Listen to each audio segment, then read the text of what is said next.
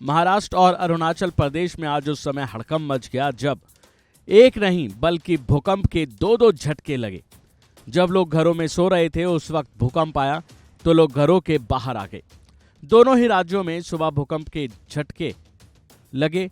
राष्ट्रीय भूकंप विज्ञान केंद्र ने बताया कि देश के पश्चिमी राज्य महाराष्ट्र में आए भूकंप की तीव्रता रिक्टर स्केल पर 4.5 मापी गई है, जबकि पूर्वोत्तर के अरुणाचल में आया भूकंप 3.7 की स्पीड रही।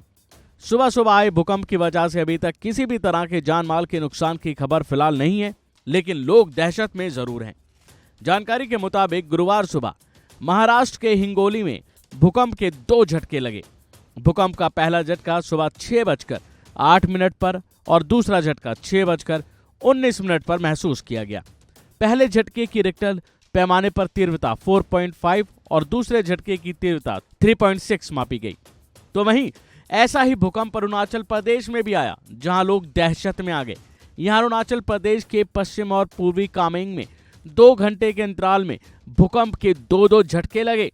पहला झटका देर रात 1:49 पर आया, जिसकी तीव्रता रिक्टर पैमाने पर 3.7 मापी गई, जबकि ठीक 2 घंटे बाद दूसरा झटका गुरुवार तड़के 3:40 पर आया, जिसकी स्पीड रिक्टर इस पैमाने पर 3.4 मापी गई। बताया जा रहा है कि अरुणाचल प्रदेश में भूकंप ऐसे समय पर आया जब ज्यादातर लोग गहरी नींद में सो रहे थे। ऐसे में लोग दहशत में घरों से बाहर निकल आए। भूकंप के झटकों के बाद अभी तक जान माल के नुकसान की कोई खबर सामने फिलहाल नहीं आई है। आपको बता दें, अभी तक किसी के हताहत होने की भी खबर नहीं मिली है, लेकिन जिस तरह से भूकंप का ये डबल अटैक हुआ है उससे लोगों के जहन में एक दहशत जरूर बैठ गई है। भूकंप के झटकों के दौरान घरों में सो रहे लोग सड़क पर उतर आए, अपने परिवार समेत घरों को छोड़कर बाहर आकर खड़े हो गए। बता दें कि आजकल भूकंप की खबरें भी आम हो गई हैं। लोग सोचते हैं कि भूकंप आता कैसे है, तो आपको बता दें कि पृथ्वी टेक्टोनिक प्लेटों पर स्थित है। इसके नीचे तरल पदार्थ लावा है और इस पर टेक्टोनिक प्लेट्स तैरती रहती हैं। कई बार इन प्लेट्स की आपस में टक्कर हो जाती है। बार बार टकराने से कई बार प्लेट्स के कोने मुड़ जाते हैं और ज्यादा दबाव पड़ने पर ये प्लेट्स टूटने लगती हैं। ऐसे में नीचे से निकली ऊर्जा बाहर की ओर निकलने का रास्ता ढूंढती है।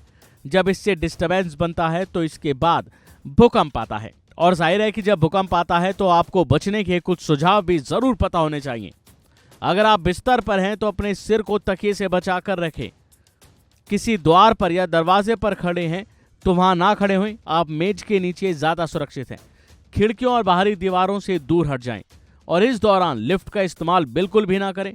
बिजली जा सकती है और स्प्रिंकलर सिस्टम चालू हो सकता है। भीड़ भाड़ वाली जगह के अगर आप अंदर हैं तो उसे छोड़ दें और खुद को कवर करें या किसी सुरक्षित स्थान पर रुकें।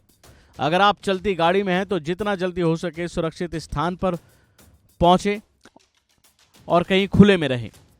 अभी के लिए फिलहाल इतना ही। खबरों में बने रहने के लिए देखते रहिए वन इंडिया हिंदी।